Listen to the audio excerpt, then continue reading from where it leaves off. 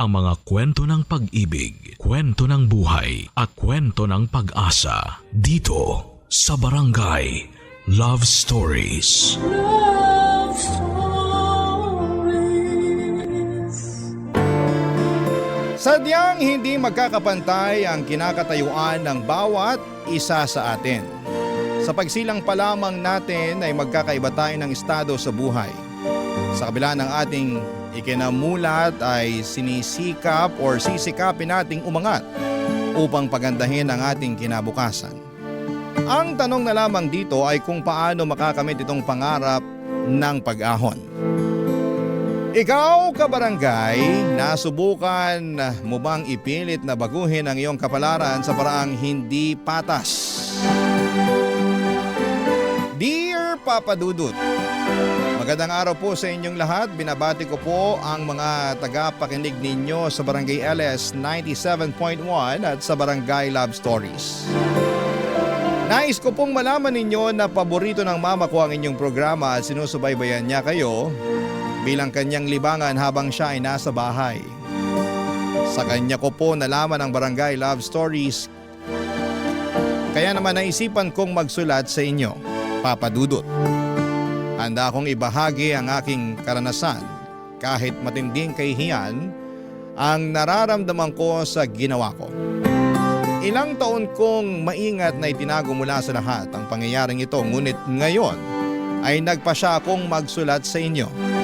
Nang ibabaw ang hangaring kong may matutunan ng ibang tao mula dito.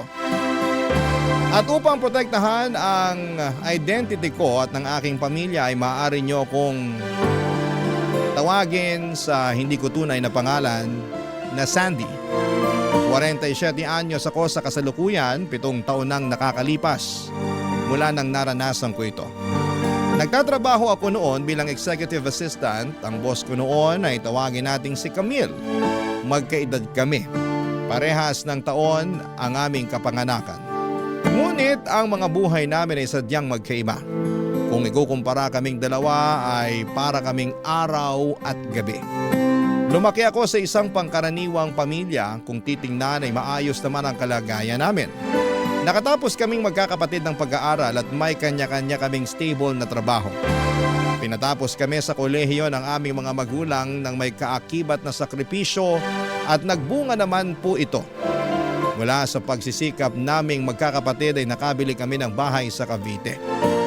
Kaming dalawa ni Mama ay tumutuloy noon sa inuupahan ko sa Malate, Manila na malapit sa opisina ni Camille. Dahil kahit papaano ay nakakaluwag kami pagdating sa pera ay nakakapasyal din ang pamilya namin. Nakakabili ng mga pangangailangan at pati ng ilang luho at paminsan-minsan ay nakakagala pa sa ibang bansa.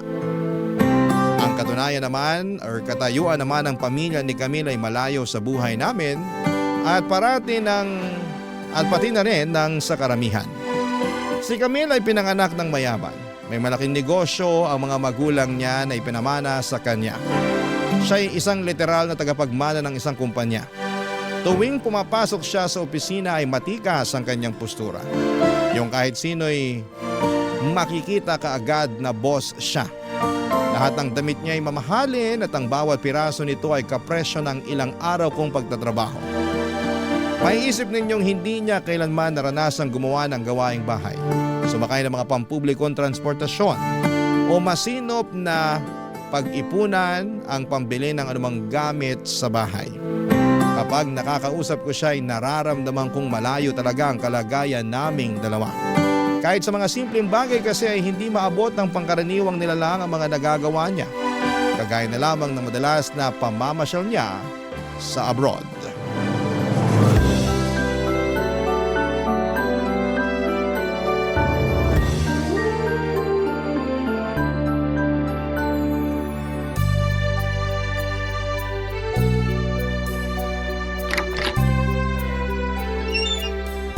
Good morning po, Ma'am Camille.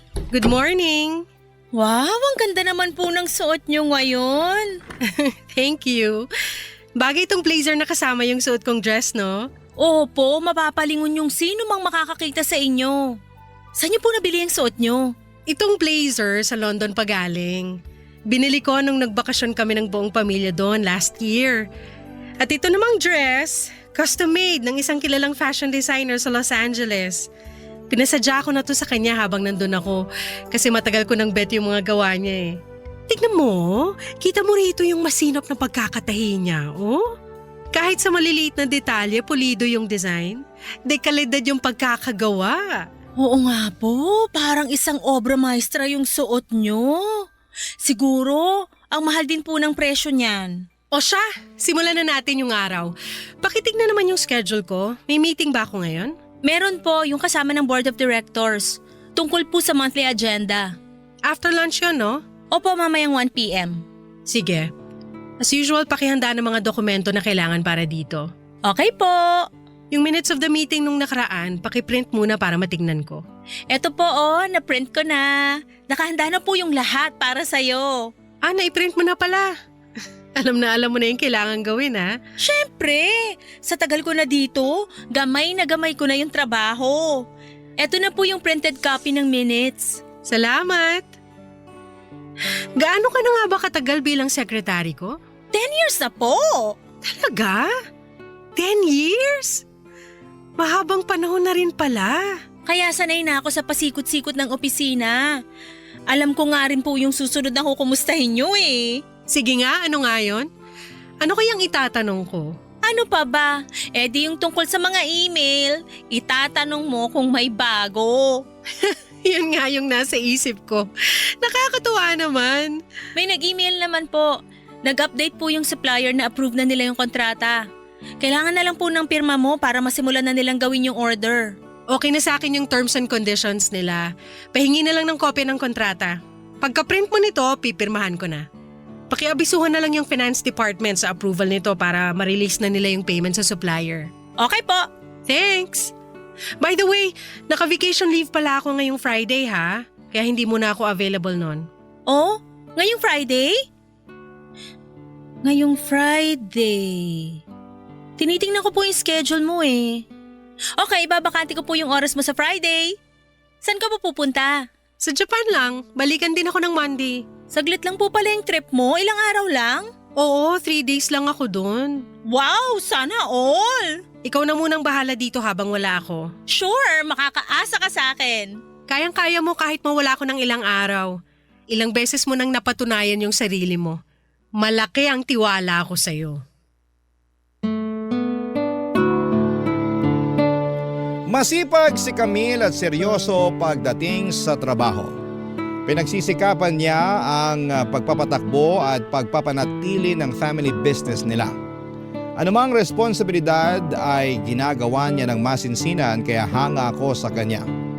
Kaya lang hindi ko pa rin maintindihan na kahit parehas kaming maayos na nagtatrabaho ay si Camille ang tumatanggap ng sobrang salapi. Kumpara sa kinikita niya ay kakarampot lamang ang naiuwi ko. Dahil katiwala niya ako ay nakikita ko kung gaano kalaki ang perang dumadaan sa kanya.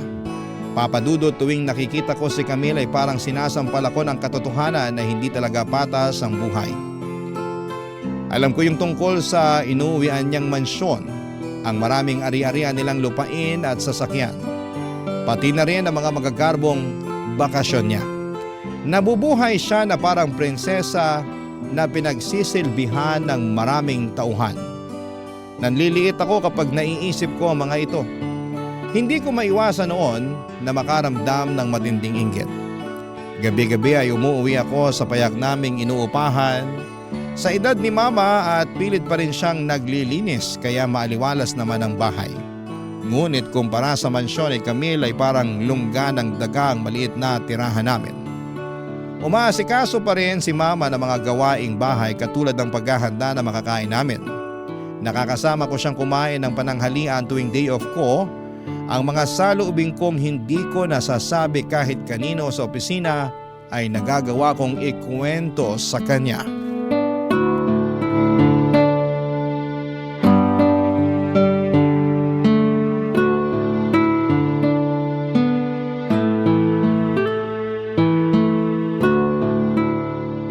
Anak! Alika na, kain na tayo. Tara ma, nagugutom na din ako. Munggo pala yung ulam. may pritong isda din dyan. Kumuha ka na lang ng sausawan kasi bagay yan sa ulam natin. Kahit wala nang sausawan, okay na ako dyan. Bagong saing din yung kanin. Kain na po tayo. Masarap yung ulam ano? Pwede na. Oh, bakit naman ganyan lang yung sagot mo? Masyado bang maalat yung pagkakatimpla ko? Tikman ko nga. Oh, ayos naman yung lasa. Ganyan pa rin naman yung pagkakaluto ko. Okay naman po yung luto nyo. Ano lang kasi. Naisip ko lang kasi si Ma'am Camille. Ano na naman yung tungkol sa boss mo? Nai-imagine ko lang na siguro yung kinakain niya ngayon napakasosyal. Malamang pang-international kagaya ng mga mamahaling steak kasama ng tinapay na may kapartner na imported na butter. O kaya yung matatamis na palaman na gawa sa prutas. Ayaw mo ba ng ulam natin? Di ba paborito mo yung munggo? Gusto ko naman sa ulam. Kaso, ang payak lang kasi kumpara sa mga kinakain ni Ma'am Camille. Tuwing kumakain siya parang naglalakbay na rin sa buong mundo. Italian, Mexican, Middle Eastern, kahit anong putahing maisip mo, as in. Kung ano mang matipuhan niya sa araw na yun, ipagluluto siya ng chef. Kayang-kaya yung sosyalang international cuisine. Ganun ba? Pero kahit naman di sosyal yung ulam natin masarap pa rin naman.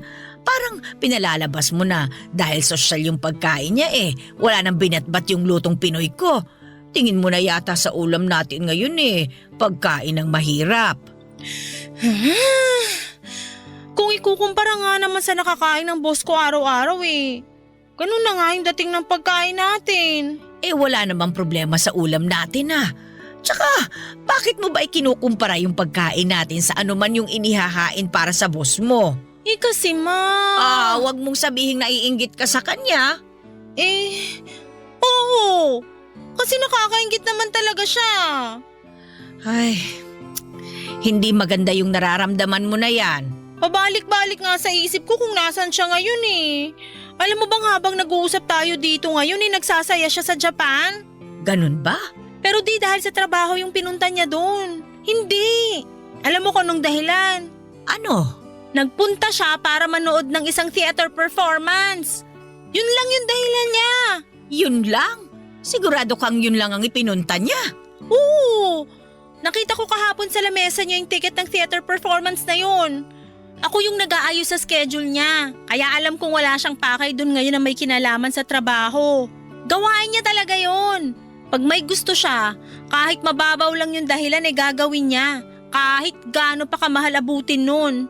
Abay, pambihira. Ang yaman niya talaga. Kahapong Biyernes lang siya nagpunta. Tapos ang balik niya ngayong Lunes. O diba? 3 days na trip lang. Japan na yun Kung makabiyahe siyang Japan parang nagpupunta lang siya sa mall. Yung akala mo ang lapit lang kaya mura lang yung pamasahe. Ganyan lang yung pera sa kanya. Kung para sa atin mahal na, sa kanya, mura lang. Samantalang tayo, yung naging trip to Hong Kong natin pinag-ipunan ko pa ng 1 taon.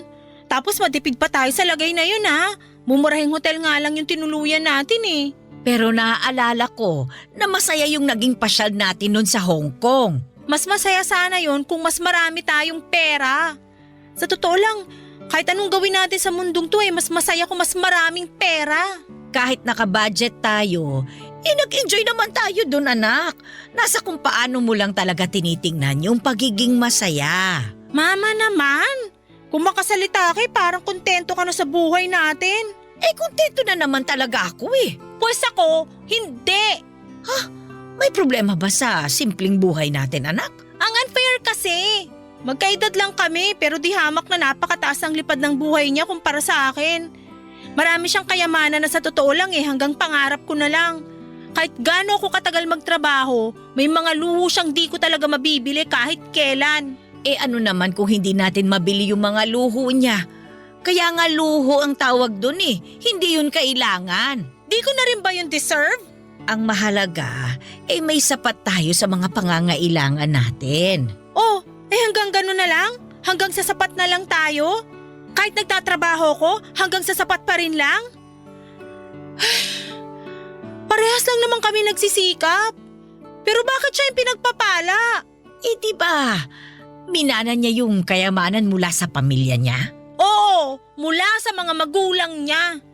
Buti pa siya may namanang malaking negosyo galing sa pamilya. Dahil sa pinundar ng tatay at nanay niya, kahit hindi na siya magtrabaho habang buhay, masarap pa rin yung buhay niya. Oh, anong pinalalabas mo? Ipapaalala ko lang sa'yo anak ha. Ginawa namin ng tatay mo ang lahat para magkaroon kayo ng magandang buhay. Ma, ang pinupunto ko lang, kung pwede ko lang piliin yung magiging magulang ko, sana dun na ako sa mayaman na punta. May namana rin sana akong kayamanan. Kahit sino naman gugustuhin yun. Hindi ko gusto yung pinapahiwatig mo ha.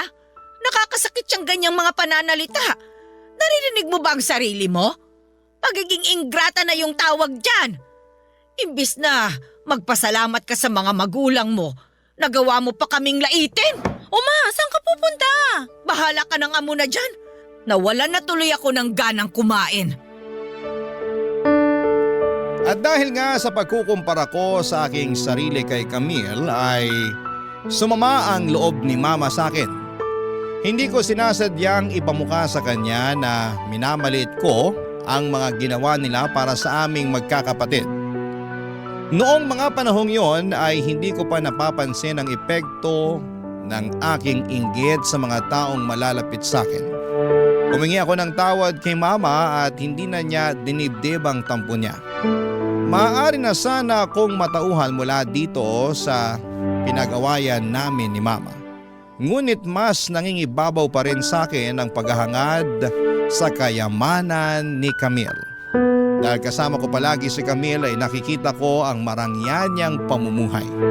Pilit kong itinago ang aking inggit ngunit nananaig pa rin ito sa isipan ko tuwing nakikita ko ang anumang bagong luho na dala niya. Noong nagsimula akong magtrabaho kay Camille ay wala naman akong anumang masamang balak. Nadala na lamang ako ng tuloy-tuloy na pagbubulong ng inggit sa akin na mga paraan upang makalamang ako. Sadyang sa itinagal ko sa trabaho ay nakasanayan ko na ang proseso dito. Nakikita ko na rin noon ang mga butas sa sistema ng opisina. Yung bangkong saan po pwedeng makalusot ang kalokohan. Pumasok sa isipan kong gamitin ito para sa aking pansariling interes. Ipinakita ni Camille ang tiwala niya sa akin at eto'y napakinabangan ko upang manatiling nakalihim mula sa kanya ang isang bagay na sinubukan ko, Papa Dudut. Alam kong kapag nalaman niya ito'y hindi niya magugustuhan. Ngunit tinuloy ko dahil paborito sa akin na mga panahong kailangan ko ito, Papa Dudut. Barangay Love Stories. Barangay Love Stories. At dahil nga si Camille ang boss ng buong kumpanya ay makapangyarihan ng anumang nagmumula sa kanya na salita, pasya o papeles. Napansin ko na anumang dokumentong nagmumula sa kanya ay hindi kine-question ng ibang mga departamento kaya agad itong naasikaso. Papa Dudut, pumasok sa isipan ko na magagamit ko itong kalakaran para sa sarili kong pakinabang. Naisipan kong gamitin ang kanyang pirma upang magpanggap na ako'y siya. Sinadya kong aralin ang kanyang pirma hanggang sa nakuha ng kamay ko ang itsura nito. Pagkatapos ay nagkaroon ng isang dokumentong pinansyal na nangangailangan ng pirma ni Camille at sinubukan ko dito ang bersyon kong huwad. Nang ipinasa ko ito sa ibang departamento ay walang sinumang nagtanong tungkol dito o kaya'y umalma man lamang. Nagpatuloy itong transaksyon nang walang naging aberya. Umayon sa inaasahan ko ang nangyari.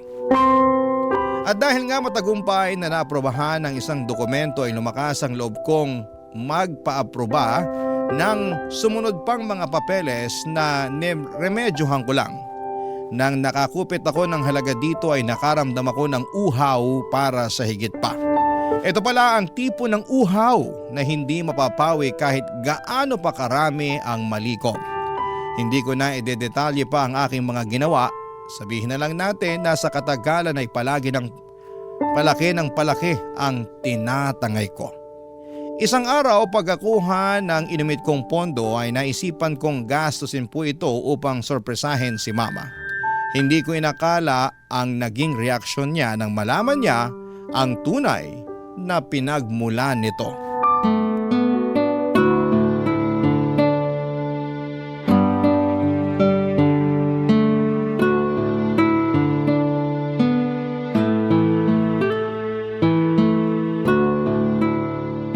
Ma! Ma! Oh, bakit? Lika, tingnan mo po yung inuwi ko. Papunta na ako riyan.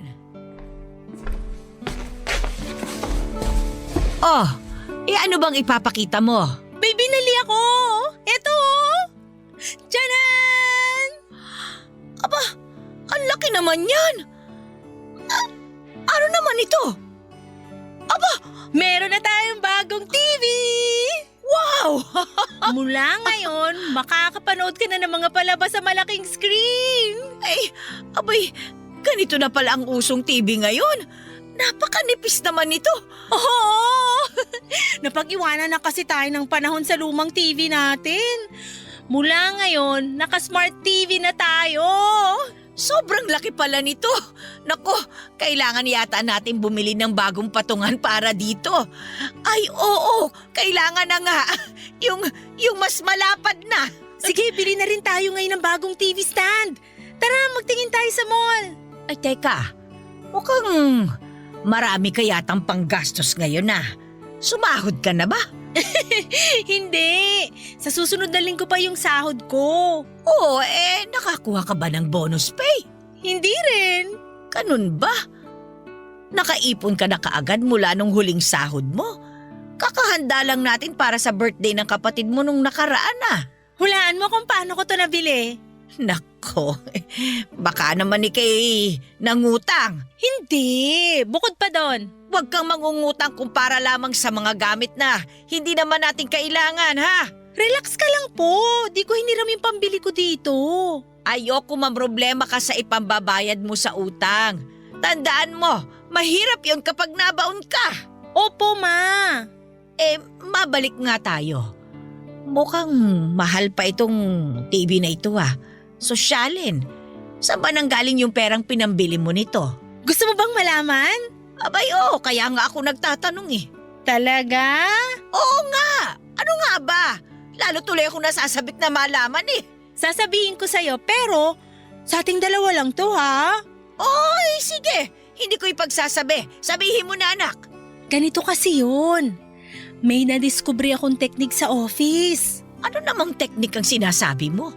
Lahat kasi ng malalaking desisyon sa kumpanya dumadaan sa boss ko.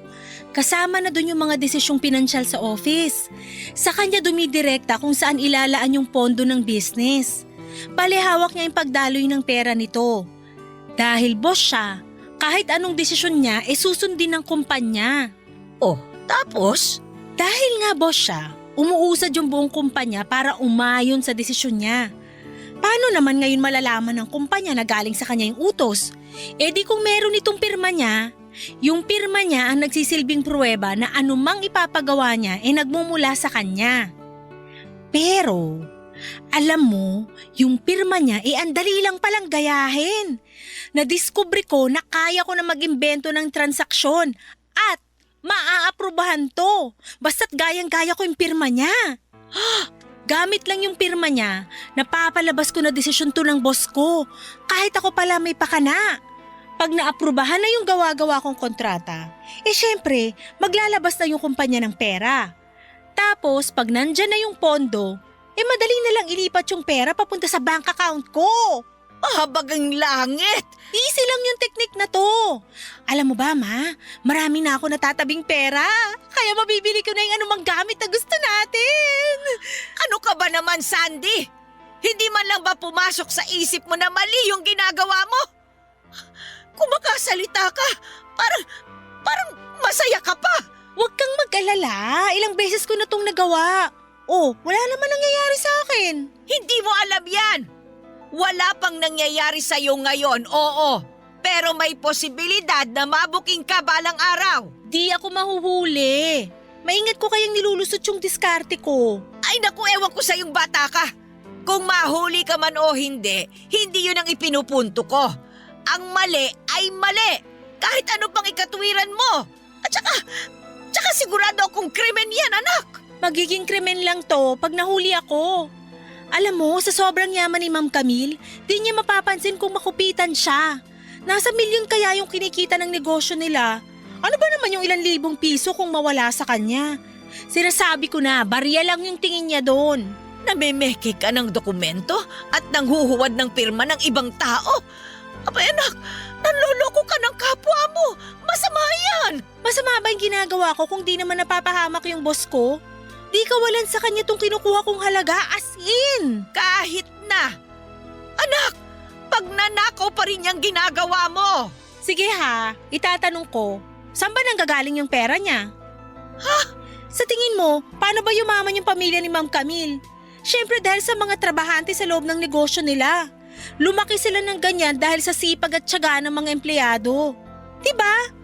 Nakikinabang lang sila sa pinagpagura ng ibang tao. Pamilya lang nila yung pinapayaman ng mga taong kagaya ko. Samantalang tayong mga di pinalad na maging kasing yaman nila ay walang choice kundi magtrabaho na lang. Kailangan pa kasi ng pera para lang mabuhay eh. Kahit halos sa bulsa lang nila napupunta yung halos lahat ng pinaghihirapan ko. Hindi ako sang-ayon sa pananaw mong yan. Kung sa palagay mong mali yung boss mo na masyado niya kayong pinakikinabangan, nasa kanya na yon. Hindi ibig sabihin gagantihan mo rin siya ng mali. At saka, sinasahuran ka naman niya sa tinatrabaho mo, anak. Kulang na kulang yung binabayad sa akin. Yung renta pa lang ng bahay malaki na yung kinukuha mula sa sahod ko. Kumpara naman sa kanila na halos malunod na sa pera sa sobrang yaman. Ano, dun lang mapupunta yung effort ko para sa pagpapakasasa nila? Ngayon, kinukuha ko lang yung halaga na dapat sa akin talaga. Hindi ka naman niya ninanakawan. Malinaw yung pinagkasunduan yung sahod mo bago ka na masukan sa kanya. Maliit nga kumpara sa kinikita niya. Siya lang ba yung may karapatang yumaman? Siyempre hindi. Hindi ka naman niya pinipigilang magpayaman sa sarili mong pagkukusa. Pwede kang kumita ng pera sa ibang paraan, anak. Huwag lang sa paraang tuso. Huwag mong kunin ang hindi sa'yo. Hindi sa'yo yung pera. Akin na to, huwag mo tong pakialaman. Ay, sinasabi ko sa'yo, tigilan mo na yan. Mapapahamak ka talaga dyan sa pinaggagawa mo. Labag sa loob ni Mama na gamitin ang binili kong telebisyon. Pinanindigan niyang hindi niya tatangkilikin ang isang bagay na mula sa ninakaw na pera. Ang nangyari ay nanatili na lamang ito sa loob ng kahon na bagong-bago pa. Hindi ko na rin po ito ginamit upang maiwasan ang pagtatalo naming mag-ina. Mula nang pinagsabihan niya ako ay wala na akong ibinalita sa kanya tungkol sa kinikita ko sa maruming paraan. Ngunit pinagpatuloy ko pa rin po ito. Nanatiling normal ang kalakaran sa opisina, wala ni isang taong nakakaalam sa ginagawa ko, lalo na si Camille. Katulad lamang noong hindi pa ako nangungupit ay magarbo pa rin ang kanyang pamumuhay. Hindi man lang nakaapekto sa kanyang karangyaan ang pagbabawas ko ng kayamanan niya. Ipinatili ko sa aking isipan na walang mali sa ginagawa ko dahil hindi naapektuhan ang pamumuhay niya. Tinandaan ko na malalim naman ang balon ng kayamanan ni Camille, kaya anumang pagtatapik ng konsensya ko sa akin noon ay napapatahimik ko. Papadudot habang tumatagal ay dumadali pa rin sa akin ang pangungupit ko.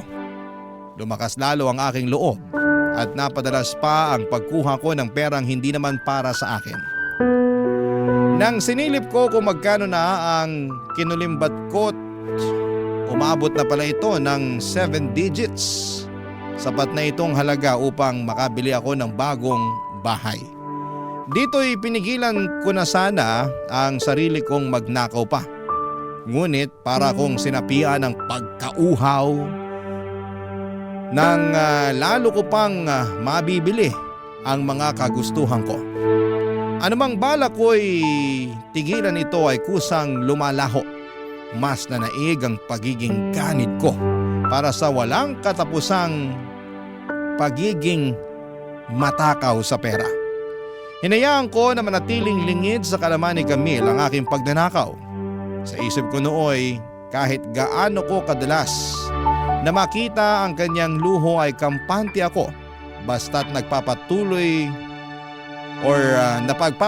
ko ang pagkuha sa kayamanan niya. Na isang tabi ko itong gawain isang araw nang may nangyari sa pamilya ko. Sa tagal kong nakasama si Camille ay akala ko'y lubos ko nang kilala ang kanyang pag-uugali. Meron pa pala akong madidiskubre tungkol sa kanya, Papa Dudut.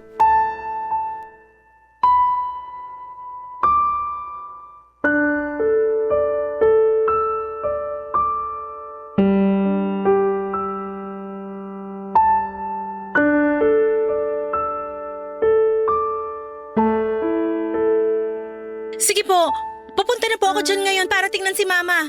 Maraming salamat po talaga sa pag-aasikaso nyo.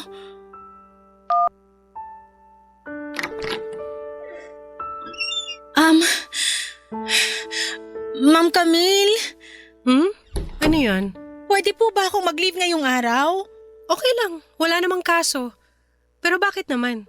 Meron po nangyari sa pamilya ko emergency po. Ano nangyari? Naaksidente po kasi yung mama ko. Ha? Dinala siya sa ospital, nasa emergency room siya ngayon. Gusto ko na siyang puntahan. Oo, sige, pumunta ka na. Salamat po, Ma'am Camille.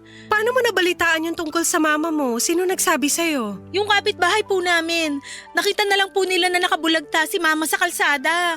Di raw siya makabangon kaya nilapitan siya. Yun pala natalisod si Mama. Iniinda raw niya na sobrang sakit ng binti niya. Hala! Buti nga po nandun yung kapitbahay namin kaya nakita nila yung nangyari kay Mama. Inalalayan nila si Mama at tumawag po sila kaagad ng ambulansya. Ay, mabuti naman kung ganun. Mag-isa lang kasi yung mama mo sa tinitirhan nyo, di ba? Buti may nakapansin sa kanya kaagad kaya siya naasikaso. Yun nga po, mukhang malala pa naman yung nangyari kay Mama. Hinala nila baka nabalian siya ng buto. Kawawa naman si Mama. Ipapa-x-ray daw po siya para makumpirma. Kung sakaling fracture nga ang nangyari sa kanya, pwede kitang i-refer sa kakilala kong doktor. Mahusay na orthopedic surgeon yon. Makakasiguro ka matutulungan niya ang mama mo.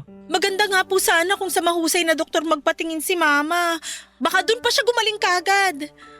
Kaso, baka mahal naman po siya maningil. Naku, baka di ko kayanin yung ipapambayad sa kanya lalo na't mukhang makukonfine pa si Mama. Wag na lang po siguro sa kanya. Sandy, mas mahalaga na panatag ang loob mo. Kapag ka na naman ang mama mong nakasalalay dito. Kung pera lang ang dahilan para magdalawang isip kang lapitan tong doktor, sinasabi ko sa iyo ngayon na wag mo nang problemahin kung magkano. Ako nang bahala sa professional fee niya. Ha? Ano pong ibig niyo sabihin? Sasagutin ko ano mang sisingilin niya sa inyo. Talaga po? Oo. Tulong ko na to sa'yo. Mahalaga kasing maagapan yung mama mo sa paraang makakabuti talaga sa kanya. Naku, maraming salamat po talaga sa concern niyo kay Mama. Wala yun. Naiintindihan ko namang nakaka-stress ang sitwasyon niyo ngayon. Gusto kong makatulong sa inyo kung kaya ko naman. Tsaka maliit na bagay lang talaga tong tulong ko sa'yo. Sa totoo lang, tumatanaw din kasi ako ng utang na loob sa'yo, Sandy. Ha? Ba't naman po? Napag-iisipan ko lang yung nangyayari sa kumpanya. Sa 10 taon mo rito, nakikita kong malaki ang naging improvement nito. Sigurado kong napansin mo rin na lalong lumalago ang negosyo. Hindi maaabot ng kumpanya ang achievements ng hindi dahil sa inyong mga bumubuo nito. Siyempre, kasama na dito yung kontribusyon mo. Ano? Hindi ko po akalain na malaki yung nagagawa ko para sa negosyo nyo. Tingin ko dahil po talaga sa effort nyo yun. Walang katulad yung disiplina mo sa sarili. Saka mahusay ka po talagang magpatakbo ng business. Aanin ko naman ang husay ko kung nag-iisa lang ako. Hindi aabot sa ganitong level ng pagiging successful ang negosyo kung hindi dahil sa mga taong kagaya mo. Malaki ang utang na loob ko sa inyong tumutulong para umangat ang business at lalo na sa'yo. Maliit lang naman po yung naaambag ko. Naku, huwag mong maliitin yan. Ang maliit na kontribusyon ng bawat isa kapag pinagsama-sama ay nagiging malaking bagay na napapakinabangan ng lahat. Bawat isa sa inyo ay nakakatulong. Lahat ng ginagawa nyo mahalaga, kahit gaano pa to kaliit sa tingin mo. Gusto kong maintindihan mo na hindi lang to dahil sa effort nyo. Ang tunay na mahalaga ay yung integridad nyo. Dahil mapagkakatiwalaan kayo. Anumang trabahong pinapagawa sa inyo, ginagampanan nyo ng tama at patas. Oo nga po. Kaya ganito rin kalaki ang tiwala ko sa iyo, Sandy. At ngayong nangangailangan ka, hindi ako mag-aatubiling tulungan ka sa anumang makakaya ko, kahit sa simpleng paraan lang. Hindi kita pababayaan. O siya, puntahan mo na ang mama mo. Hinihintay ka na niya. Kailangan ka niya ngayon. Sa totoo lang ay mataas ang respeto ko kay Camille kahit noon pa. Totoong madiskarte siya at matalas ang isipan pagdating sa mapagkakakitaan. Isama na rito ang tiyaga, disiplina at determinasyon nilang magpamilya kaya natamo nila ang pagyaman. Ang negosyo nila ay napakaganda ang naging dulot nito sa buhay nila. Hindi lamang sa kanilang sarili kundi pati na rin sa daang-daang empleyado nila at kani-kanilang mga pamilya, kabilang na nga po ako. Hindi ko lamang akalain na sa oras ng pagsubok ko ay hihigitan ni Camille ang pagpapaganda ng kumpanya nila sa buhay ko. Inabutan niya ako ng tulong ng kusang loob at bukal sa kanyang puso. Walang nakasulat sa employment contract ko sa kanya na gawin ito para sa akin. Bale, hindi naman siya obligadong gawin po ito at ginusto lamang niyang mapagaan ang sitwasyon ko. Siguro'y dahil na rin sa tagal kong namamasukan sa kanya kaya malaki na ang tiwala niya para sa akin. Pinatunayan ni Camille ang kabutihan ng kalooban niya. Habang ako na may sinamantala ang kanyang kumpiyansa sa akin, papadudot dito ko na kwestiyon kung tama ang nararamdaman kong inggit at kung nararapat yung ginagawa ko noon sa kanya, papadudot.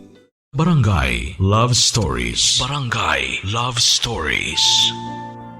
Kumpirmadong napilay nga si mama mula sa aksidente, papadudot. Nalaman namin na may osteoporosis pala siya o panghihina ng kanya mga buto kaya madali siyang napilayan sa pagkadulas sa kalsada. Nasa 68 years old na siya noon at kalimitan daw na nanghihina ang buto ng katawan kapag nagkakaedad na. Sa kaso ni mama ay nabali ang kanyang buto sa ibabang bahagi ng binti. Napakasakit raw nito at tuwing gagalawin niya mula sa kanyang pwesto ay kinakailangan siyang buhatin ng napakaingat. Nakalatag na lamang muna siya sa kama bilang bedridden na pasyente. Kahit ang pagbabanyo o ang pagtugon sa tawag ng kalikasan ay hindi niya magawa nang walang gumagabay sa kanya. Awang-awa ako kay mama noon. Nanatili ng ilang araw si mama sa ospital at sinamahan ko siya doon. Mabuti naman at pinayagan ako ni Camille na pansamantalang gawin ang trabaho ko online habang nasa ospital ako. Bawat araw ay nadadagdagan ang gastusin kaya malaking bagay sa akin noon na nakakasahod pa rin ako at ikinuwento ko kay mama ang pagmamalasakit ni Camille at yung karagdagang tulong na inabot niya sa akin. Dito na ako kinausap ng masinsina ng aking ina, Papa Dudut.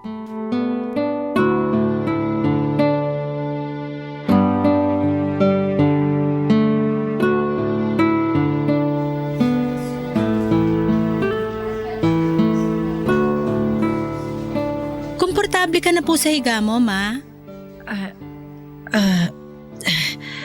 Oo. Anong oras na pala? Gumagabi na. Matulog ka na. Pag may kailangan ka, sabihin mo lang ha. Katabi mo lang ako dito sa mahabang sopa. Huwag ka mahiyang tapikin ako kung may gusto ka ha. Pag nakatulog na ako mamaya, gisingin mo lang ako. Sige. Humiga ka na rin. Sabay na tayo matulog, anak. Mauna ka na muna. Tapusin ko lang yung ginagawa ko sa laptop. Mabuti, ayos lang sa boss mo na magtrabaho ka habang wala ka sa opisina. Buong araw nandito ka lang sa ospital. Oo, kaya ko namang gawin yung halos lahat ng trabaho kahit saan. Basta nakakapag-online ako. Ganun ba? Iba na talaga ang panahon ngayon, ano? Alam mo anak, masaya ako ngayon na kasama kita. Siyempre, di kita papabayaan. Kahit ilang araw ka pang kailangang manatili dito sa ospital, sasamahan kita. Malaking bagay sa akin yung pinayagan ka na ng boss mo na makapagtrabaho sa ganitong paraan. Naiintindihan niya na para masabahan mo ko. May malasakit siya sa'yo. Maganda ang kalooban niya, anak. Opo, totoo po yan. Malaking tulong yung ibinibigay niya para mabayaran yung bahagi ng gastusin natin dito. Kusang loob niyang ginagawa yon para sa iyo, anak. Kahit yung doktor natin ngayon pinakilala niya sa iyo para siguradong maayos yung pag-aasikaso sa akin. Kaya nga. Pwede mo ba akong tapatin, anak? Ano po yun? Yung binanggit mo dati na ninanakawan mo ng pera yung boss mo. Ginagawa mo pa rin ba yun, anak? Ay, nakikita ko yung sagot sa mukha mo. Ginagawa mo pa rin pala. Ma, malaki na yung natabi kong pera mula dun. Ay, Gamit yun, mababayaran ko yung buong bill natin dito sa ospital. sa tingin mo ba tama yung ginagawa mo sa kanya pagkatapos kanyang pagkatiwalaan? Alam kong alam mo kung ano ang nararapat. Ma, bakit? Anong bakit, anak? Bakit mali yung ginagawa ko? Maliban sa ninanakawan mo siya. Oo. Yun ay dahil sa ang ikinikilos mo nagmumula sa inggit. Lagi mong ikinukumparang sarili mo sa kanya. Pero mahalagang maintindihan mo na magkakaiba ang buhay nating lahat. Palaging magkakaroon ng tao na may mas higit kumpara sa atin. Palagi rin namang magkakaroon ng taong mas kapos kaysa sa atin sa anumang katangian. Ganun talaga ang buhay, anak. Pero gusto ko ring yumaman. Walang masama sa hangarin mo. Malaya kang magpayaman. Ang sakin lang, maging masaya ka pa rin sa kinatatayuan mo ngayon. Marami tayong pwedeng pasalamatan sa payak na buhay natin basta't tatandaan mo lamang ang mga ito. Ba't di hamak na mas mayaman yung pamilya nila kumpara sa atin? Mukhang mahusay silang humawak ng pera. Baka malaki ang naiaambag ng industriya nila para sa lipunan.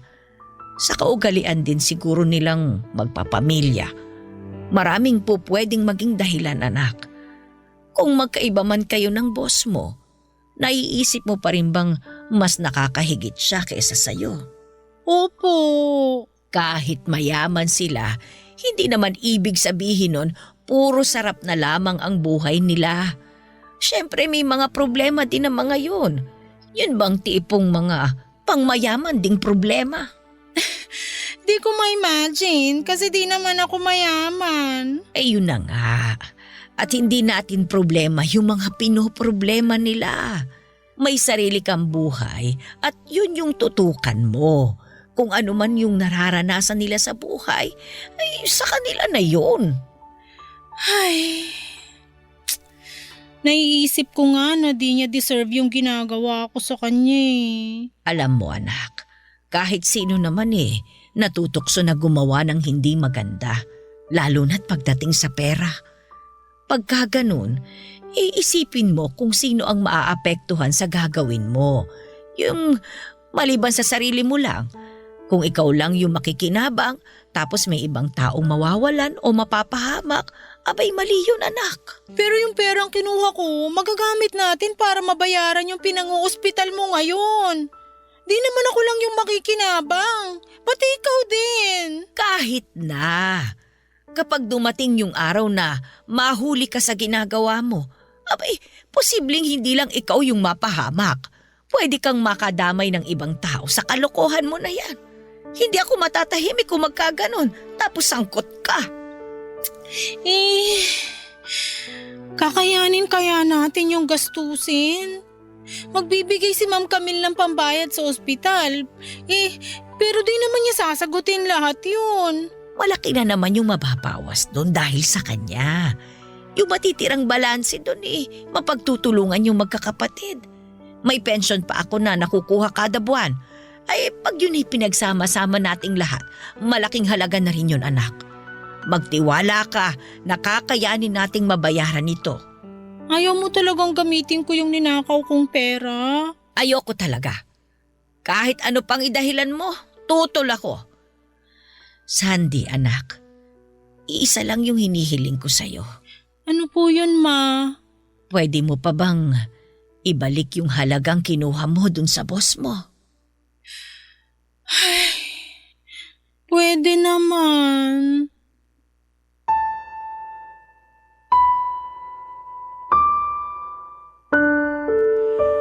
Tinupad ni Camille ang kanyang sinabi at binayaran niya ang nirekomenda niyang doktor para kay mama. Sinagot din niya pati ang malaking porsyento ng naging bill namin sa ospital. Tuwing naaalala ko ito ay hindi ko may paliwanag ang nararamdaman ko na magkahalong utang na loob at pagpapakumbaba. Naantig ang puso ko sa kabutihang ipinakita niya sa aming mag-ina. Ito yung tipong hindi ko makakalimutan sa panghabang buhay. Kaya hindi nakapagtataka na mula noon ay nakonsensya ako sa ginawa ko sa kanya. Pagkatapos kong bayaran ang aming balance sa ospital ay umuwi kami ni Mama bit-bit ang pag-asang gumaling na siya. Nagkaroon ng cast o sementong nakabalot sa binti ni Mama upang mapanatili ang pwesto ng buto habang humihilom ito. Dahil dito'y nahirapan siyang makagalaw ng nag-iisa. Nausog ang mga gamit sa loob ng bahay upang magkasya at makaikot dito ang wheelchair. Binigyan ko din siya ng upuan na may kasama ng arenola. Katabi ito ng kanyang higaan upang hindi siya mahirapang pumunta sa banyo. Dahil kailangan pa ni Mama ng mag-aasikaso sa kanya ay sinamahan muna siya ng kapatid ko at ang kanyang pamilya. Ako na may muling pumasok sa opisina. Pabalik-balik sa isip ko ang mga paalala sa akin ni Mama. Ayaw kong mag-alala siya sa akin kapag mapahamak ako sa ginawa ko. Gusto niyang manatiling tahimik ang aming buhay at nais niyang piliin kong gawin ang tama palagi. Anumang sitwasyon ang aking kinakaharap. May punto din siya na ang ginawa ko nga ay maapektuhan hindi lamang ako kundi ang iba pang tao at pati na rin si Mama mismo. Papadudot nagpa siya akong tuparin ang hiniling niya mula sa akin. Ang perang ninakaw ko ay nakaipon sa aking bank account. Halos buo pa ang halaga nito. Yung nagastos ko mula sa perang ito ay nakayanan ko namang palitan gamit ang sarili kong sweldo. Walang imikong binalik ang bawat piso sa pinagkuhaan nitong mga bank account ng kumpanya na parang walang nangyaring kababalaghan sa kanila. Nang naibalik ko na ang lahat ng ito ay aaminin kong nakahinga talaga ako ng maluwag. Napagtanto kong sa wakas ay hindi ko na kailangang masyadong bantayan ang kinikilos ko kapag magkasama kami ni Camille. Doon ko lamang naramdaman muli na gumaan ang loob ko at parang nabunutan ng tinik ang aking dibdib. At ang kaba na namalagi dito ay natunaw na lamang. Lumipas ang ilang buwan, papadudot na mapayapa ang pakiramdam ko sa opisina. Muli kong sinagawa ang aking trabaho ng tapat, kaya lang minsan noong binati ko si Camille ay tinignan niya ako ng seryoso sa aking mga mata. Malalim ang titig niya sa akin na mukhang masama ang kanyang loob. Halos natigil ang puso ko sa pag-iisip na nadiskubre niya itong ginawa ko. Itinapon ko na noon ang dokumentong may huwad na pirma ni Camille ngunit nagduda ako na baka may naiwan pa dito. Nakumpirma ko na lamang ang hinala niya noong tinawagan niya ako para kausapin.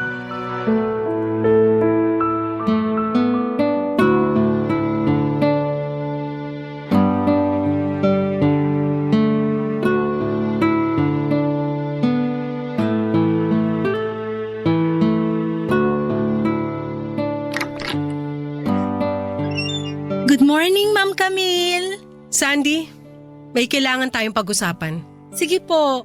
Tungkol po saan? Seryosong bagay to. Maupo ka.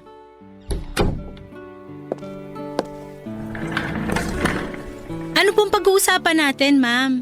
Tingnan mo tong dokumento. Ano po yan? Pamilyar ba to sa'yo? Kilala mo ba yung korporasyon na yan? Ma'am, Kasi ako hindi ko sila kilala eh. Ayon sa dokumentong to, ito yung pinagkasunduan namin. Kapalit ng serbisyo nila, pinayagan ko raw na bayaran sila ng kumpanya ko ng ganyang halaga. Yan, nandyan. Tingnan mo kung magkano.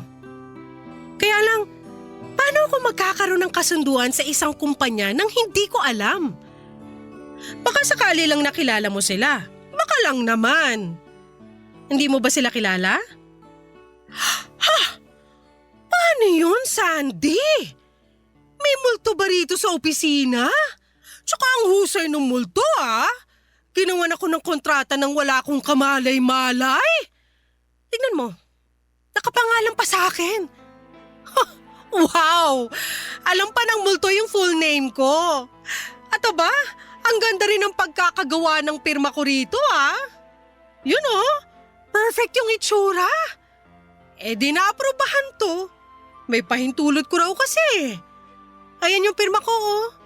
Kanino pa ba manggagaling to kundi sa akin? Pumayag daw ako na magbayad sa misteryosong kumpanyang to ng ganitong halaga.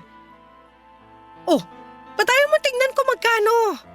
Diba sabi ko sa'yo, tignan mo kung magkano yung nandyan sa dokumento? O nakita mo na. May ipapakita pa ako sa'yo. Ito naman ang tignan mo. Dali na, huwag kang mahiya. Ito naman yung resibo ng transaksyon sa korporasyon.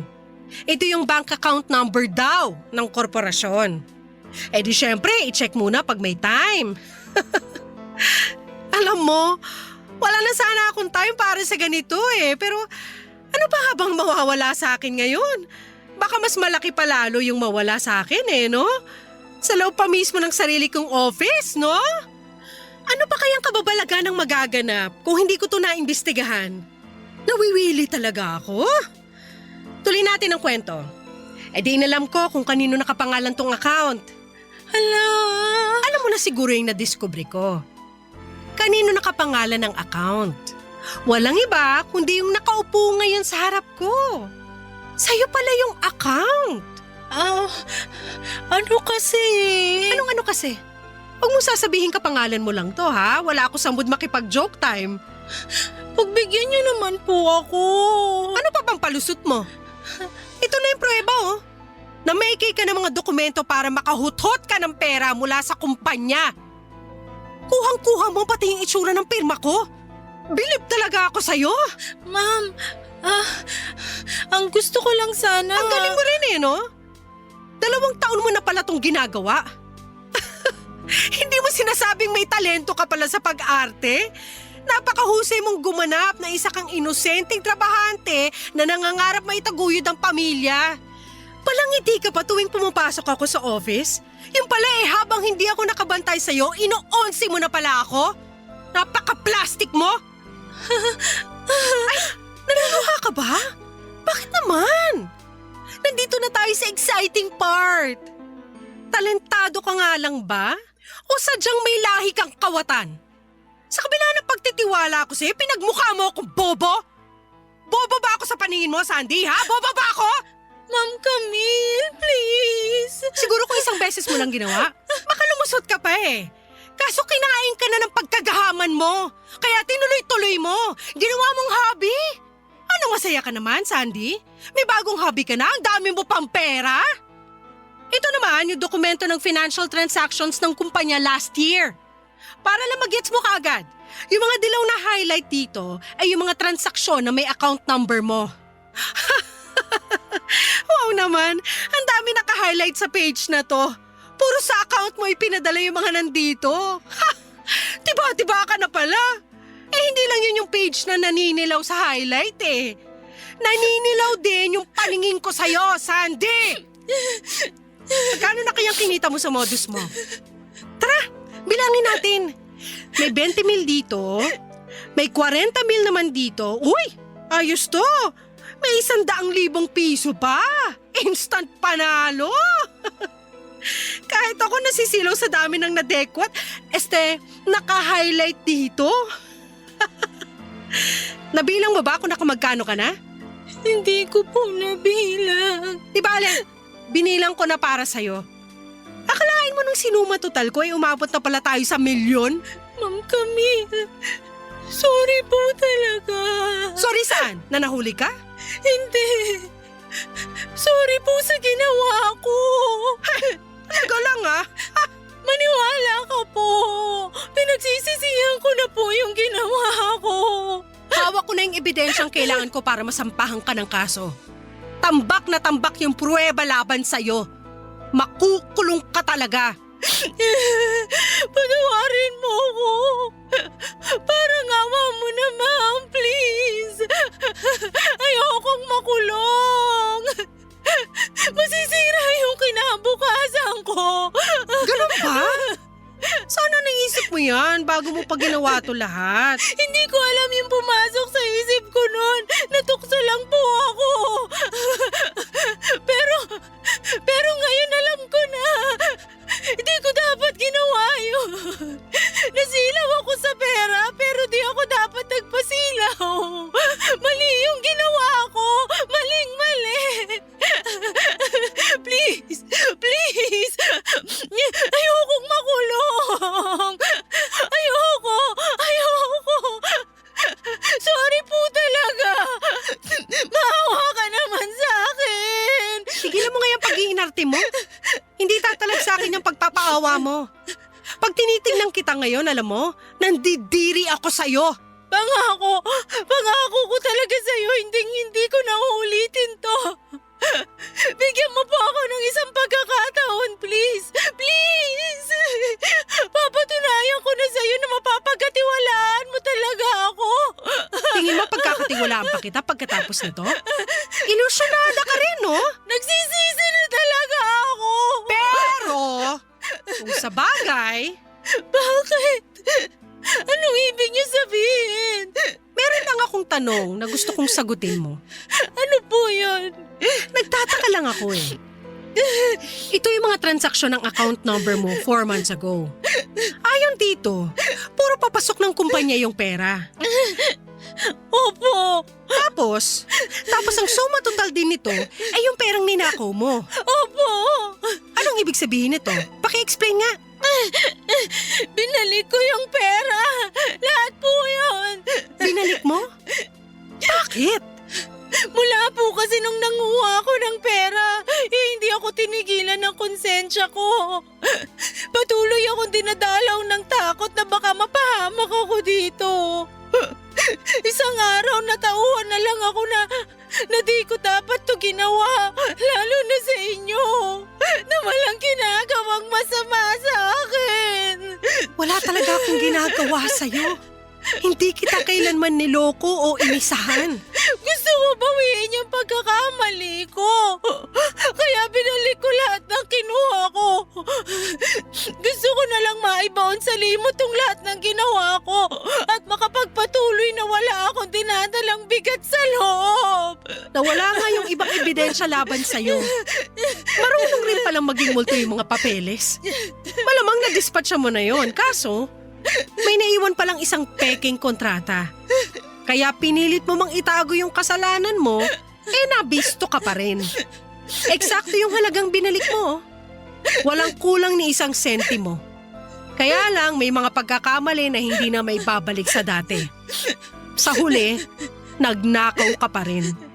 Hiyang-hiya po ako sa ginawa ko. Di mo na may babalik ang tiwala ko sa'yo. Sandy, ngayon mo lang ito maririnig mula sa akin. Wala ka kasing alam o wala kang pakialam man lang sa pinagdadaanan ko. Parati mo lang nakikita yung kung gaano ko kayaman. Hindi mo alam yung hirap ng pakikitungo sa bawat tao na palaging may duda. Yung kinakailangan ko mag-ingat ng sobra-sobra sa bawat galaw ko dahil halos lahat sila ay may pakay sa akin. Ang dahilan? Dahil sa pera ng pamilya ko. Puro pera ko lang yung pinag-iinteresan nilang lahat. Palagi akong nilalapitan ng mga ganitong klaseng tao para lang mahuthutan ako. Paulit-ulit na lang akong pilit na inuutakan at nilalamangan. Kung hindi ko iningatan ang sarili ko, uubusin talaga nila ako hanggang sa walang matira sa akin. Marami kasing taong walang ibang iniisip kundi yung sarili nila. Kahit makaapak sila ng kapwa, kahit mangganso sila, wala silang pakialam. Kahit manghila pa sila pababa at mandamay ng iba, wala silang pakialam basta sila lang ang makikinabang. Hindi ko akalain na pati pala ikaw ganito. Akala ko tapat ka, pero niloko mo rin lang ako. Akala ko mapagkakatiwalaan ka, hindi pala. Wala kang pinagkaiba sa kanila. Manloloko ka rin. Nakakasuklam kayong lahat. Kaya yung mga taong pinagkakatiwalaan ko, pinapahalagahan ko talaga. Napakahirap makatagpo ng totoong taong may malasakit sa kumpanya at lalo na pati sa kapakanan ko. Kaso, pinatunayan mong hindi ka kabilang sa mga taong deserve yung tiwala ko. Hindi ko kailanman maiintindihan ang takbo ng utak ng kagaya mo. Dahil kung tutuusin, kasama ka naman sa pag-angat ng negosyo. Kumikita ka ng pera kasama ng buong kumpanya. Pero tinapon mo yon dahil naging swapang ka. Nakulangan ka sa kung anong meron ka dahil gusto mo sa'yo lang lahat. Hindi mo magawa maging masaya para sa ibang tao na umaangat din sila. Inggitera ka lang. Sobrang hiyang-hiya po ako sa inyo. Humihingi po ako ng kapatawaran. Hindi ko na uulitin to. Hindi mo na talaga mauulit to dahil hindi ka na magkakaroon ng pagkakataon pa. Tapos na ang anumang ugnayan mo sa kumpanyang to. Umalis ka na sa harapan ko. Ayoko nang makita ka pa. Kahit kailan.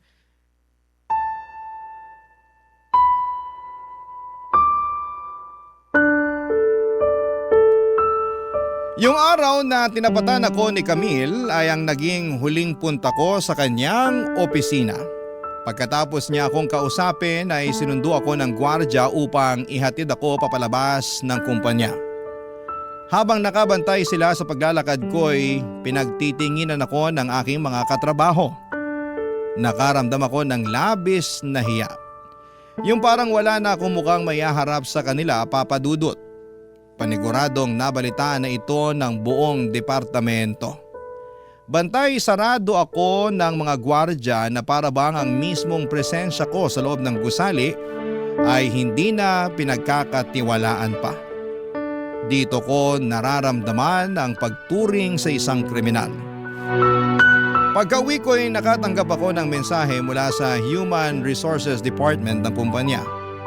Dito na nila ako binalitaan sa naging desisyon ni Camille sa akin. Ayon kay Camille ay tuluyan na akong blacklisted sa kumpanya at bawal na akong muling makapagtrabaho doon. Ngunit ang sumunod niyang sinabi ay kinagulat ko. Nagpasya siyang hindi na niya ako sasampahan ng kaso.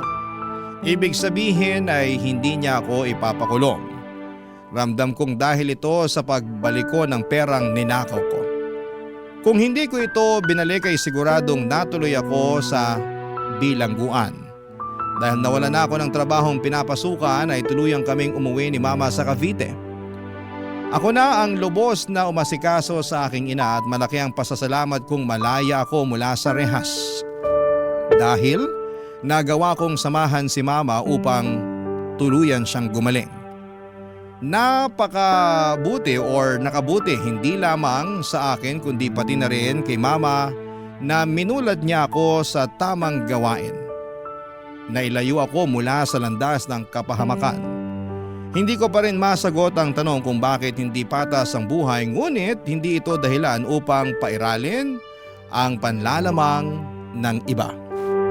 Sa kasalukuyan, Papa Dudut, ay muli nang nakakalakad si Mama. Ako namay tumuloy na sa pagninegosyo ng buy and sell ng mga damit. Dahilan na rin po ito ng matinding hiya ko sa sarili ko kaya hindi ko magawang bumalik sa corporate world. Kahit sakto lamang ang kinikita dito ay natuto akong magpasalamat sa kung ano ang meron ako. Naging malaking aral sa akin ang pagiging tapat sa kapwa upang ako'y pagkatiwalaan din. Bagay na mahalaga hindi lamang sa negosyo kundi pati na rin sa buhay. Kahit nagkamali ako minsan ay ipinagmamalaki pa rin ako ni Mama dahil sa huli ay ginawa ko naman ang tama. Maraming salamat po Papa Dudut kung mapili po ninyong i-ere ang Barangay Love Stories ng aking kwento. Kahit nakakahiya, ang ginawa ko'y alam kong mas makakabuti na maisa publiko ito upang kapulutan ito ng aral. Sana po'y manatiling may respeto ang mga mag-iiwan ng comment tungkol dito dahil sensitibo ang nangyaring ito para sa akin. Panalangin ko ang katapatan sa diwa ng bawat isa para sa kapayapaan nating lahat. Ang inyong kapuso at kabarangay forever, Sandy. Ano ang masasabi mo sa ating Barangay Love Stories today? Aabangan namin yan sa aming comment section.